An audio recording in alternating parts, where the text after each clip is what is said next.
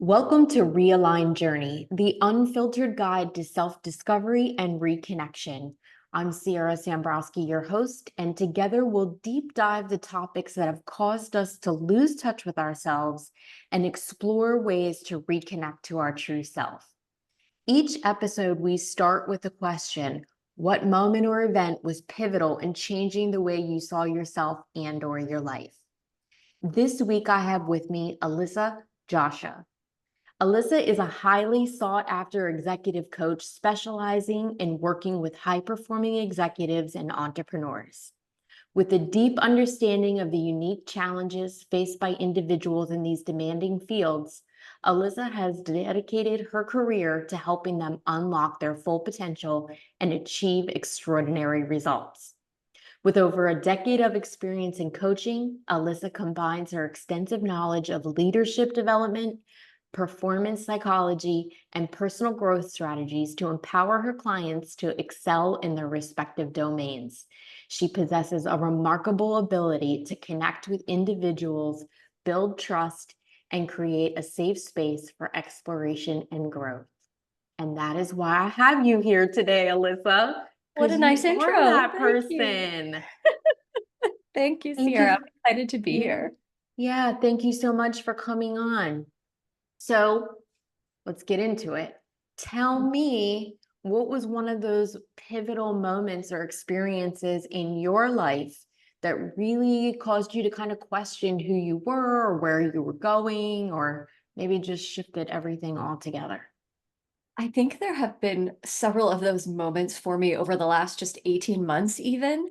But Mm, the theme has been finding who I actually am.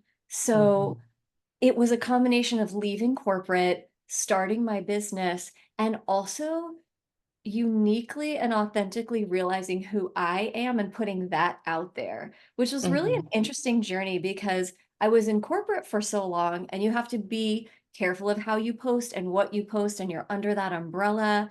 And then as a coach and consultant, I'm sure a lot of people have had this experience, and I know you and I have talked about it. There's a lot of information telling you how you're supposed to do it. mhm, So when I was new on my own, I was like, well, I need to trust these people. I need to follow their guidance because I'm new. And it was through a lot of sort of trial and error and falling on my face a little bit within that that I said, I don't want to do this anymore. It does not feel authentic to me. It's not actually working. And so mhm, for mhm, me, the pivotal moment was saying, who am I? How do I want to show up?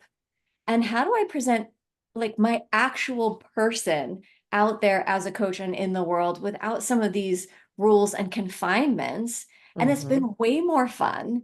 And I've been attracting then more of the right kinds of clients. And my mhm, branding and messaging is authentically me. And it makes mhm, it so much easier. But mhm. I still sometimes feel like, am I allowed to do this? Is this what I'm supposed to be doing? So for me, yeah, finding that place of like, who do I want to actually be out in the world? Meaning my authentic self, not some version of what it's supposed to be. And then how do Right. I put that out there? Yeah, yeah. I mean, that's so much of the work that I do with people all the time, is kind of undoing these ideas around that there's Mhm. certain protocols and strategies, and you got to be doing this, you got to be doing that, and that if they don't feel right to us, it's okay to say that's not right for me. That we all each have our own path and our own way of doing things, and that confining and constricting is really oftentimes what keeps us stuck and doesn't help us to thrive and process and Yes, grow. I agree. And I almost kind of stopped my brain for a second when you said so much that we're undoing. And I feel Hmm. like that is so true under the umbrella of companies that we've worked for, colleagues that we've had, um, the way friends and family think we should do it, the way the Hmm. world tells us we should do it, the experts tell us we should do it. It's a lot of shoulds. And when you're Hmm. new, you say, well, why would I not want to trust these things? They clearly know what they're talking about. And it's not that they don't, but sometimes it's not in alignment for me, like with who I am or how I want to show up or how I want to connect with my clients. And being essentially trusting myself enough to say yes or no to things if I go, I don't want to do it that way. That's not going to Mhm. work for me. That actually Right. sounds exhausting, not empowering, and being okay to say those things. But I definitely, I remember I worked with somebody on my branding, Lori, who's awesome. And there was a photo, and I was like, well, I couldn't use that on LinkedIn. And she was like, why not? And I was like, I I can, like, oh, isn't it too whatever label I was putting on it? But it's like, why not? And it's okay because you never know what's going to attract somebody. But for me, my journey right now is just like finding this authentic voice and version of myself that's always been there, but because of all these shoulds and rules, has gotten pushed down under layers of things. And like, how do I dig my way out of that? Yeah. Two years ago, when I really integrated my practice from just business consulting and doing all these separate veins around personal growth and stuff, one of the things I created was a free class that was called Shed the Shoulds. Love And it was it. because, I think anybody that's interested in developing themselves, there's still that undoing process, right? So there's so much of starting a business, and I hear this from connections and friends and people all the time, that nothing will send you into a personal discovery, and some personal healing and some real accountability and examination of yourself, like going into business for yourself, right? Yes. Yes, It that's so forces your true. hand at that. Yeah. It Yeah. does. What were some of the things that you think, particularly while you were in corporate, that you were kind of living by? And where did they come from? Those That's a shoulds that great you were living question. by? Well, one being there's a certain level of professionalism that you have to have. And I do think you should be professional. Mhm. And I'm going to say should, like, yeah, I want to show up professionally, but it's the rules of what that looks like, right? Like a certain Mhm. way I felt like I had to dress, had to show up. And like when it comes to fashion and style too, don't box me in because I want to push those boundaries because I really enjoy that. But it's like you have to speak a certain way, you have to show up a certain way, and I want to push some of those things. But if I push them, then does that sort of disqualify me from other things? And it could be showing up as a female in a way that seems too aggressive because of whatever, or like, is it just being too much? Is it too loud, too opinionated, like all these other things that are rules there within corporate. And then on social, it's like, oh, and I'm not talking about things like politics and other areas, but just even in posting, like, and I've had clients say this to me, like, can I promote my business if I also work for a company? And some companies are okay with that and some aren't. So there are things that you want to be careful of because if that's your income, you're obviously not trying to jeopardize that.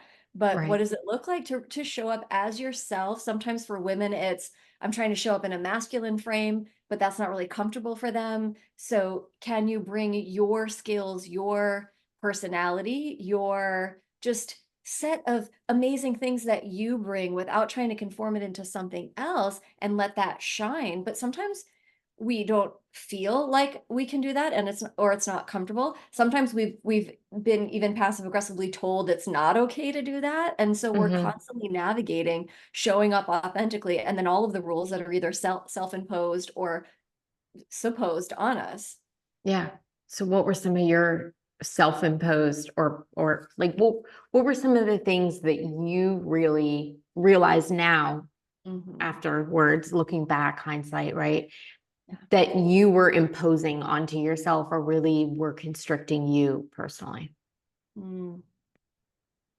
I think for me, it was, and because I have a coach and like worked through some of these things, one of them being early on was the company that I was in had a very specific way they did promotions and changed people's titles.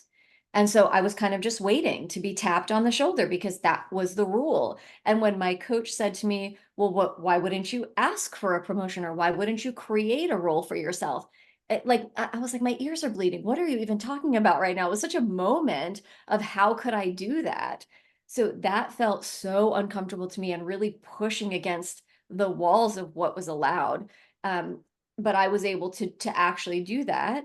The other thing too was when I was finished my coaching certificate, I said to my boss, I don't like this job anymore. It's crushing my soul. I'm going to quit. And I'm giving you notice because I don't have an exact time, but I'm just letting you know. And you're not supposed to do that because you could get fired Mm-hmm. on the spot. I didn't have something else lined up, but I just knew I wanted to coach and not keep doing this. But because I was transparent, I actually leveraged that into being able to coach within the company. But Mm-hmm. those are things that without leaning into the rules, pushing against the things that made me very uncomfortable, I was able to leverage. But there was a moment where it was like, okay, because I was in full integrity and honesty for myself, then Mm-hmm. I could come back and it turned into a positive. Mm-hmm. So in the corporate setting, pushing against the rules, which a lot of people like, I could not possibly do that. I totally felt that way too. And I tested it. And for me, it ended up working out positively, over time. But it can be Mm-hmm. hard to do that. It's so outside of our comfort zone.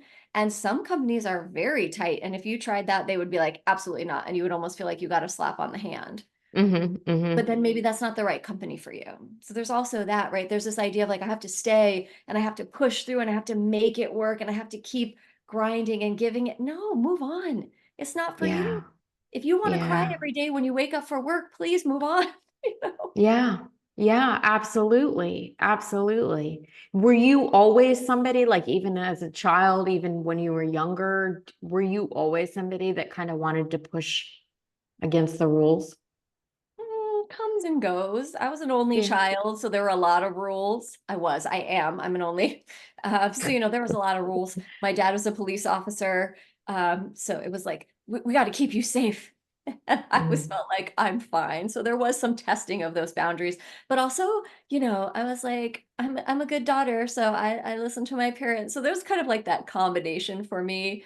I'll do mhm. it in fashion a little bit. Like I've had different colors in my hair and stuff, so I play with some of that stuff because I feel like it'll grow back. You can change it. You can do whatever. Yeah. But I like to play around that space. But then somebody who's like a real breaker would be like, no, you're boring. So I don't know. Yeah, right, right. I understand that. I definitely understand that. You were just talking too about you know, this discovery process that we kind of go through and the undoing. And what did that look like for you as you were uncovering and deciding that the corporate life wasn't for you? It was definitely a journey. I think the big wake up call was sort of a major health issue that I bumped up against because I was doing a job that I was very good at, but that I didn't really love. And I just kept pushing and pushing and pushing. And finally, there was a bit of a disconnect for me. My body was like, we're done here, and kind of just shut down. And so it Mhm. forced me to slow down and stop. And I had to really reevaluate and say, what am I doing? What do I really want to be doing? And is this working for me? And for some people, that, like for me, that meant shifting out of corporate, and that was fine. There's a steady paycheck and insurance and other things in there that are very positive things.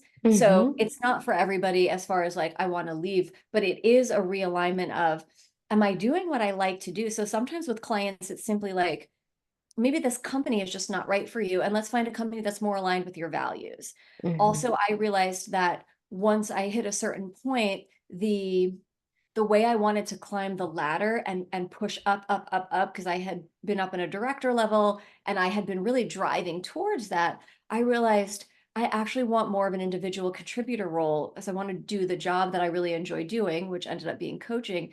But I don't need to be managing a team and I don't feel like I need to be keeping up to get to VP and all these other things that means 70 hours a week or something of that nature. I just didn't want it Mhm. anymore. So what I was looking at in my 20s versus my 30s versus my 40s, as far as what meant success for me, had shifted. So there was also a Mhm. moment of saying, what do I want now? And it's okay if it looks different. Mhm. Yeah, for sure. I know even for myself, and it's certainly, like I said, among so many people that, and maybe it's a generational thing, I don't know, but there's this idea. around, well, I picked this path, I made this decision. Like I say all the time, like, why on earth do we expect 18-year-olds to decide to go to college for something, and like that's going to be at 18 years old, you have no idea who No you are. idea. And yet, I think maybe that's shifted now with some of the younger generations, but certainly my generation older, it was like, no, you just decide. And then you just stick with it, and you were saying like a minute ago about how we have approached things from this space of, well, even if it doesn't work, even if you're not sure you want it, I already chose, so I guess I just have to stay with that decision. Right. Right. And we don't. And there's that sunk cost model. Well, I've already put in 5 years here or 10 years here or whatever. Like, great, take that experience and let's go somewhere else. And we don't leave it all behind. We just use it differently. And Mhm. that's okay. That's great. And also, sometimes you're like, you know what? I'm tired of working 60 hours a week. I actually would like to not be a director and be a manager level or regular level and just go in and do my job and leave. And that's okay Mhm. too. But Mhm. we have this story that it has to look a certain way. And if I've been in this upward trajectory, I have to keep going. And then we might have friends and family who are like, why would you take a pay cut and do that thing? And so there's all these pieces to it where we go, wait a minute, none of that is actual reality. You're the one who has to get up every day and live the life. What do you want to do? Yeah, yeah.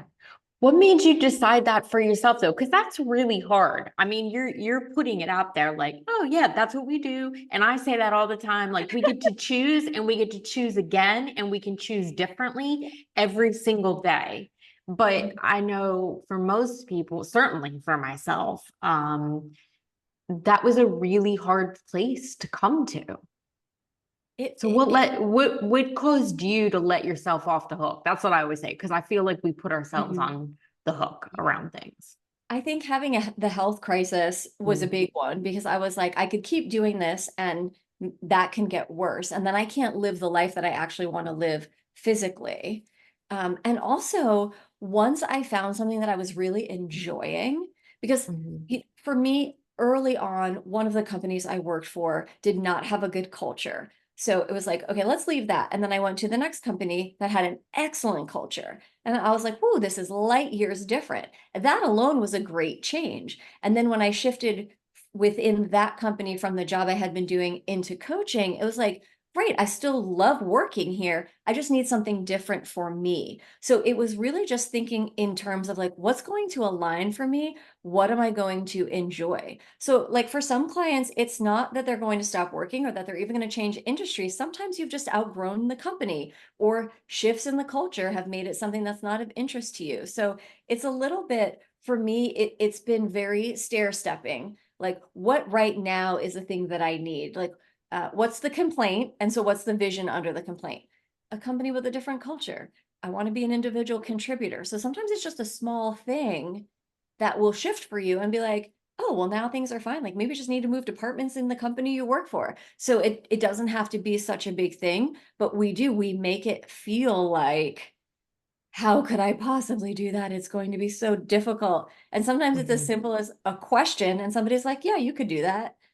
Oh, okay. We just Yeah. go. So for me, it's just Well, that reevaluation over time of what's working and not working, and what I'm maybe saying, what's the vision underneath what I'm thinking here isn't working. yeah. Well, and I was just going to say the two, I think so much of it, all of it really is internal, right? Like when somebody presents that idea to you that you could shift or move and you're like, "Oh, I can." It's usually because we assign some role or responsibility to Mhm. ourselves that was never really ours. Yes. Like what you said, responsibility, especially. Well, if I left, who would do X? You know what? Someone did it before you, someone will do it after you. It will get figured out. Yeah. And even on a personal level, sometimes, like I said, we think that our jobs um, are a responsibility that we need to uphold to be a good person. to fill the roles that our family want us to fill or that we need to fill. So there's such a it's never just that outward Oh, role no. and responsibility in the job. It's all the responsibilities that we take on internally too, right? 100%. I agree with that. The difficulty is sorting through those and figuring out what's true, right? Like if you're supporting your family, that's a truth. And what are the stories that we've made up about all the different reasons why we can or can't do something? Mhm. So what was one of the stories that you were telling yourself that kept you kind of grinding away at the corporate Uh, job that you didn't really love? that I mean, like, that's what you do. Like you said, you go to college, you get your job, you work your job, you need to have a steady income that looks like a paycheck in that way, and you work your way up, and that's what you do. Yeah. Very much had that mentality. And Yeah. I enjoyed it for a long time, and it worked for me for a long time, and then until it didn't. And Hmm. then I said, wait a minute, is this what I want to be doing? And even Yeah. on my entrepreneurial journey, there have been once or twice where I'm like, maybe I'll just apply for that job over there. Like, I don't really want to do that. I just want to coach. I love coaching, but bills need to be paid. So maybe I'll just send that out there. And also giving Hmm. myself permission to go to say to myself, that's actually not the direction you want to go. So it is okay if you put your focus towards how you're building your coaching practice in a variety of different ways, but it doesn't have to be looking for a job. Hmm. For that was for And yeah. And was that something too that you think came from sort of your upbringing or what was happening to you when you were young? Yeah, I think generational upbringing, all of those things. I'm definitely a type A high achiever personality. It was not a question of if I would go to college, just where I would go to college. Hmm. So that was the way. And coming up, that was the thing. You went to college, you picked your career, you did it, and you didn't really deviate from that. Yeah. And I was a little bit in kind of what you were talking about earlier, which is I had a degree. I got my degree, but in something that I was like, I don't really know anything about this. And I started working in it and I was like, I don't really like this. So then I sort of fell into jobs that I was good at, but I didn't love them. And then I also have, like, personally, for example, I love shoes. It doesn't mean I want to sell shoes. So for me, I don't necessarily think you need to like take the things that you love or your hobbies and turn them into a job. Hmm. Just, but it's something that, do you enjoy doing it? But yeah, it was all of those things. It was how I was raised. It was what you did at the time. And how else are you going to pay your bills? That was the other Hmm. thing. You pay your bills by having a full-time job. Hmm. Yeah. How did you move yourself out of that? Because that's a really scary thing for people, even if they're not starting their own business, even if it's just that, they decided out of college they were going to be, they decided before college that they were going to go be a doctor, let's say, right? And just for you, like I know people that went down that career path that because they had decided, they went into it, they get there, they're like, I really don't like this. This really isn't for me. And then they stay anyway. So, what do you think was one of the things that really helped you to be able to let that go? To say, I don't like this.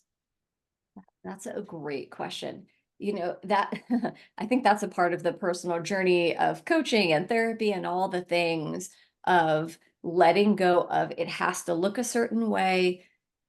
I'm letting other people down, the sunk cost idea, and really just working through it day to day. Because, I mean, like I have friends who are lawyers or doctors who have gone a totally different direction. And somewhere in my brain, I'm like, I know what a hard decision that was with the money that you invested, with the time you invested.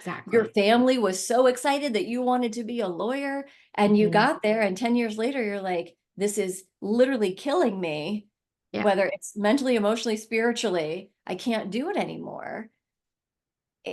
there's a lot of sloughing off of all of the layers from Mhm. yourself and from those around you. And Mhm. that's where you really want your team of people who are helping you work through it and Mhm. helping you find what actually does bring you joy.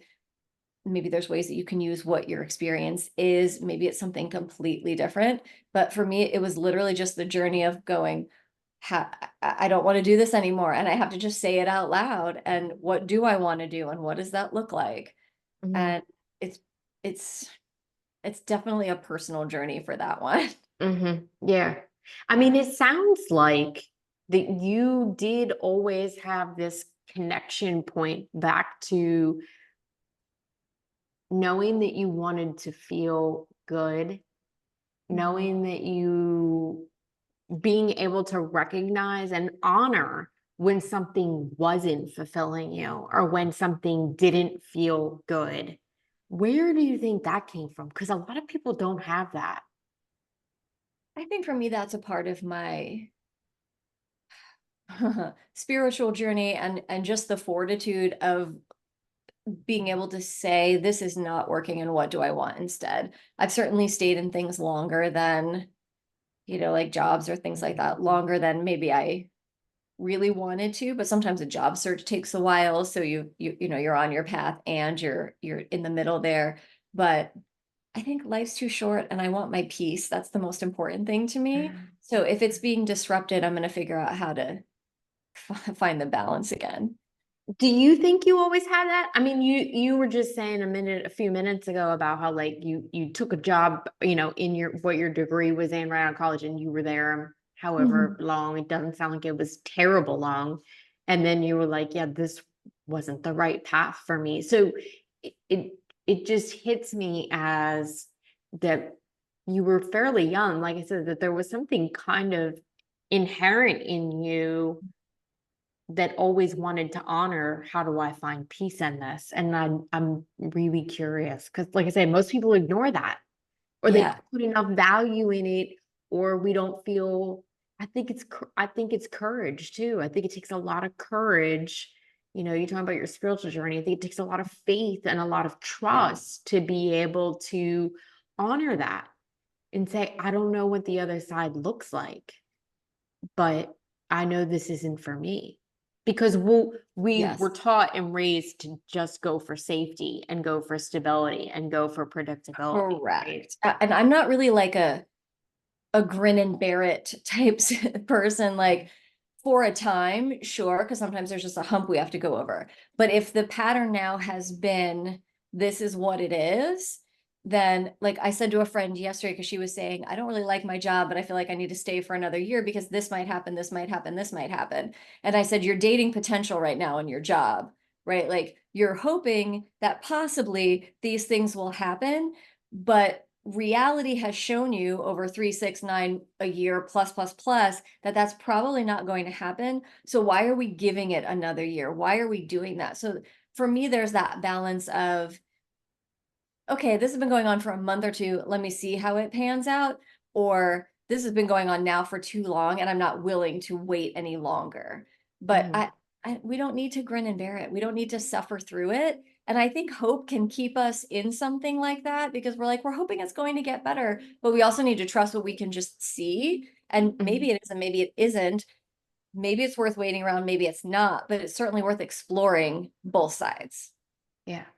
I'm listening to you talk about that person and I'm think, oh, I've about relationships, even if it was a work relationship, Yeah. but even romantic relationships, right? Like that's certainly a pattern that I know I've participated in where it's like, I well, don't know maybe if anyone I who just hasn't. give it 3 more months and we'll see what happens. And I think we're gonna move. So probably when, whatever.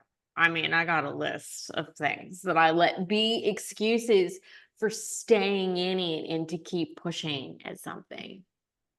I think we don't want to give up. We're taught not to give up. We're taught to give people, places, things the benefit of the doubt. And there is a place for all of that. And we can also override reality with stories where we're not really embracing what is truly happening right now. Mhm.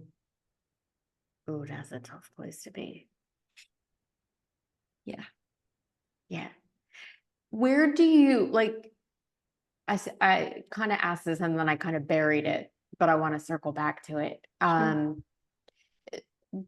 Like I said, it sounds like there was something in you all along, even from young, even probably before you got too much into personal development and your own healing work and everything, um, that you still had this courage to honor what feels good and if it was bringing you peace or not. Where do you think that came from? I mean, like I said, I think for me, that's really just a part of the faith journey is, Mm. am I in alignment or not, like with where God has me? And probably even before I knew that's what I was doing, that's where Mm-hmm. I was going. Yeah, Um, yeah. And so so yeah, was that, I would say, was that something, yeah, because I'm sure it was something that you were doing without having the awareness of the words for it like we do now. But yeah. um and so was that because you were brought up in a house with a lot of faith and you were taught that? Um, so I was raised Catholic and sort of stepped away from that after a point in time. And then I found my faith. I'm Christian, in my early 20s, even though I always believed in God. But I yes, and that's been a part of the journey of growth too. Um, and certainly just learning along the way, like, why am I doing this to myself? This is not Yeah. working. And being okay with moving on. But and being okay with the discomfort. I think a lot of people stay also because it's comfortable and it's known, and we don't like the unknown. We don't like things we can't control. And so we're not willing to move on from them because it's different, or I don't know what's on the other side. And it can't, like, I'm okay. Let's find out. Let's find out what's on the other side. Yeah. Because most people will stay in the situation and try and figure out how to get control and make it feel safe, make it Mhm. feel, but you didn't have that. This is so amazing to me, Alyssa, because honestly, I mean, I have a lot of conversations with a lot of people, and I have for all of my years.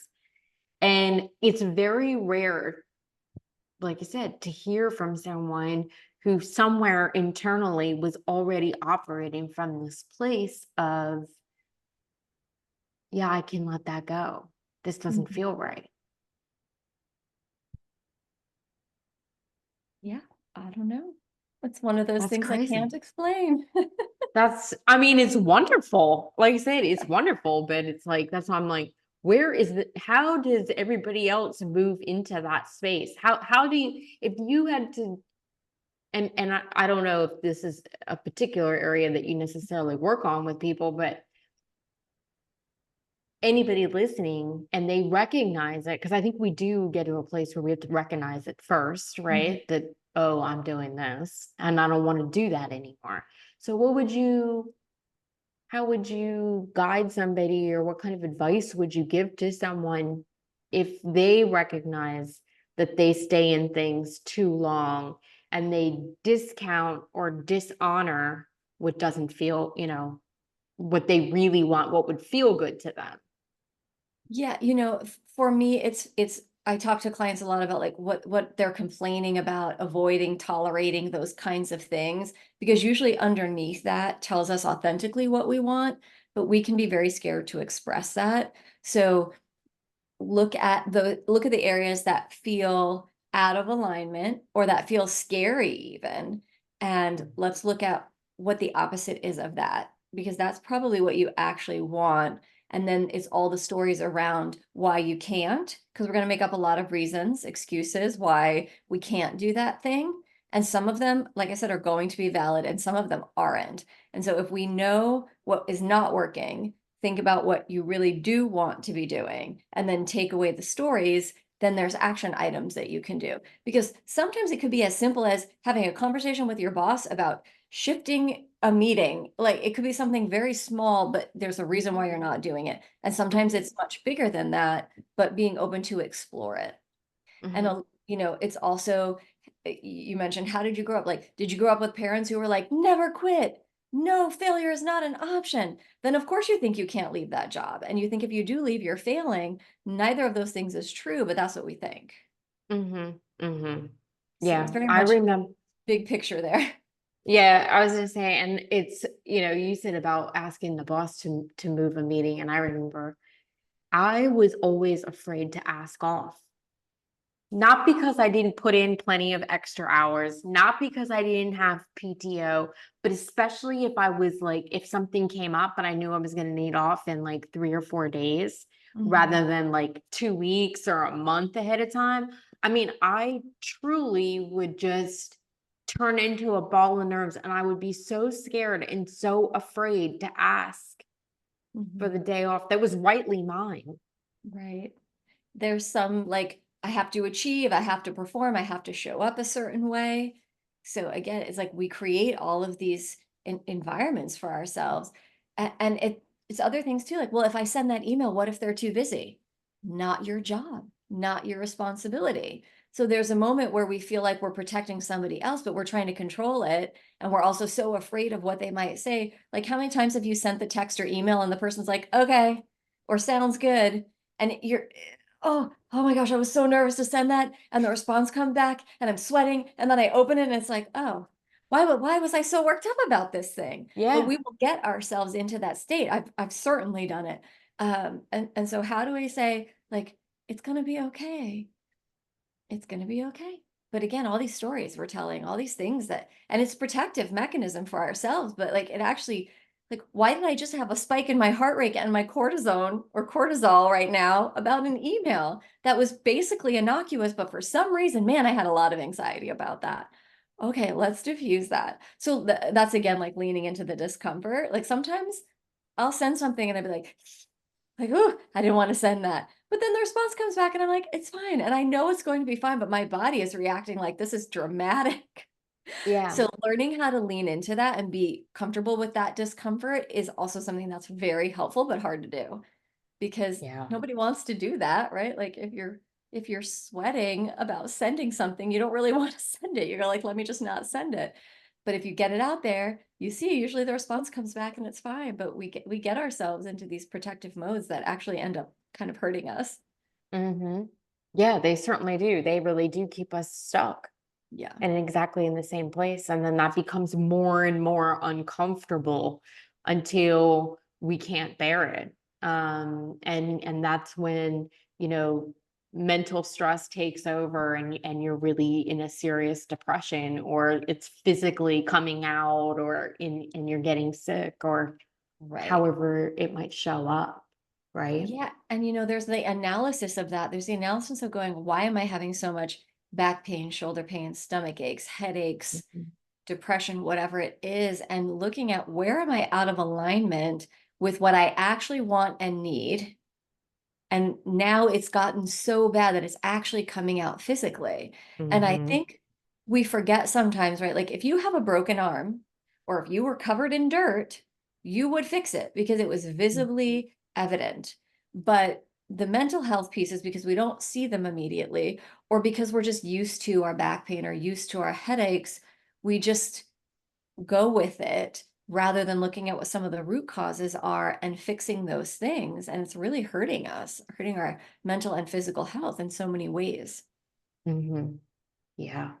Yeah, I do a lot of I talk a lot and I've taught a lot around understanding where physically things are showing up in our life and what it's really indicating and pointing to so that Yeah. people can kind of address the root.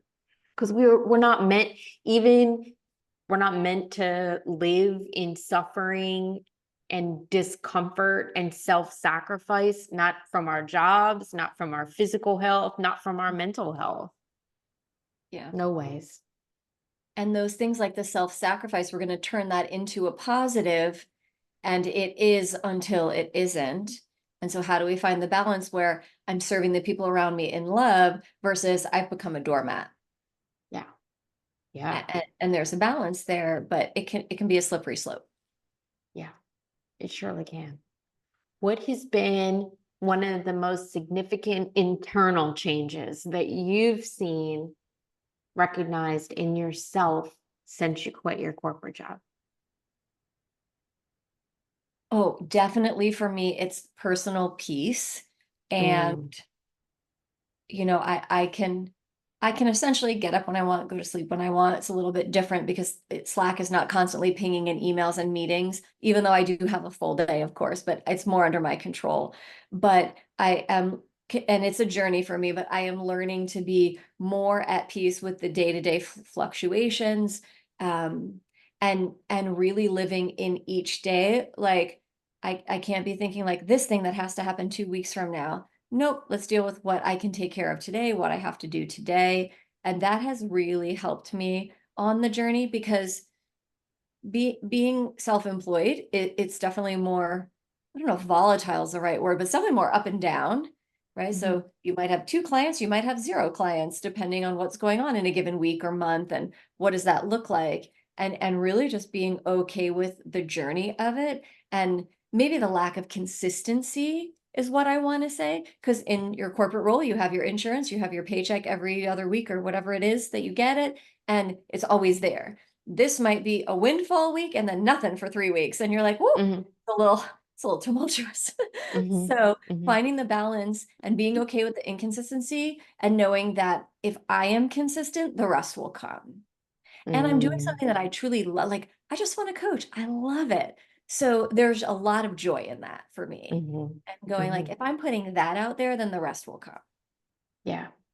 I think something that you just said, though, is really important to circle back to is that if we're being consistent Yeah. in honoring how we want to live and honoring our peace and recognizing and honoring the boundaries and the balance that we know is best suited to us, if we're consistent with that, then our lives, our careers, our relationships will start to reflect that.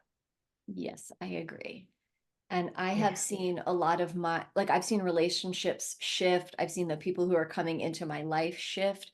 So the more, and that's almost sort of an odd thing to talk about is the more you shift into your authentic space, you might see some people leave, you'll see new people Mhm. come, and also even being okay with that because that alignment just shifts things. And that was something else for me to get used to of realizing there was somebody I was talking to multiple times a week about a business thing. And as I shifted and they shifted, we went different directions, and not with any negativity, just like, oh, Mhm. haven't heard from that person in a while. But now I'm doing this project over here with this person and I'm super excited about it Mhm. because it's more in alignment with who I am. And so being okay with how things are changing and shifting too, which can be a little like, oh, I'm not on flat footing right now, but I'm Yeah. happy with where it's going.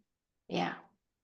Yeah. I mean, that's the reality of the situation. And I know personally that it's something that so many people struggle with, however that looks for them, whether they're a business owner or not, being able to know that you're growing personally, and that means things are going to have to change. Things in your outside world are going to have to change, because sometimes we do all the growing and the work and then it makes us really sad to have certain things fall away.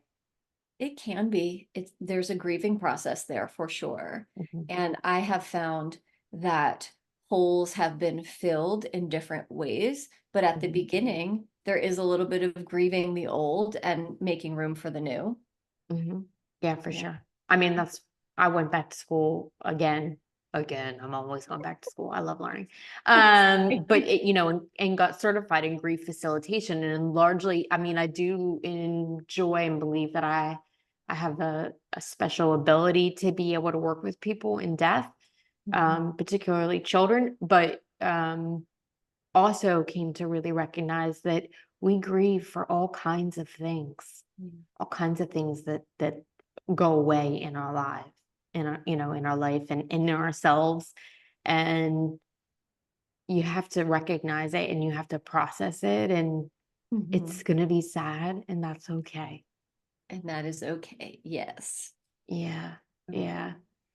Tell everyone how they can connect with you, how they can learn more about you, Yes, you can follow you connect on with social media, me. all that. All the fun stuff. Yeah, you can connect Yeah. with me on LinkedIn, of course. Connect and send me a message. You can connect with me through my website. I enjoy networking and meeting new people, and always happy to talk to people if they think they might be ready for coaching, if it's time, if they're ready. Mhm, That's mhm. super fun.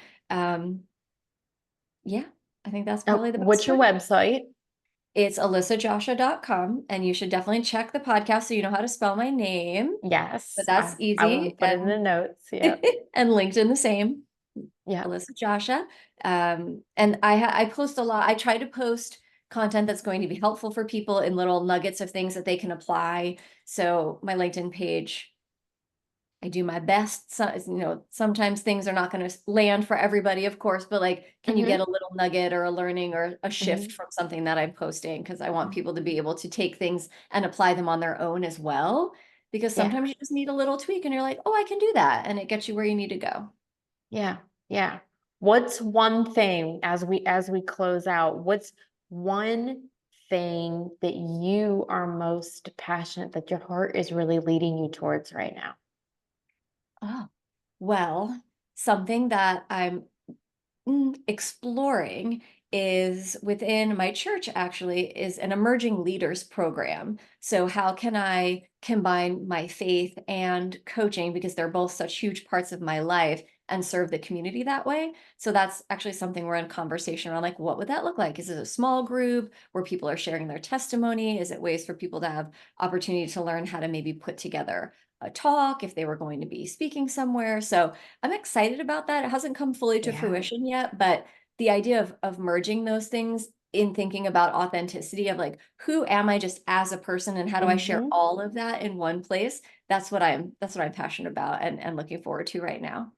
I love that. That is wonderful. And it's a great way to close. So Yeah. thank you so much for being here and doing this great conversation with me today. Thank you so much. It was a pleasure, Sierra.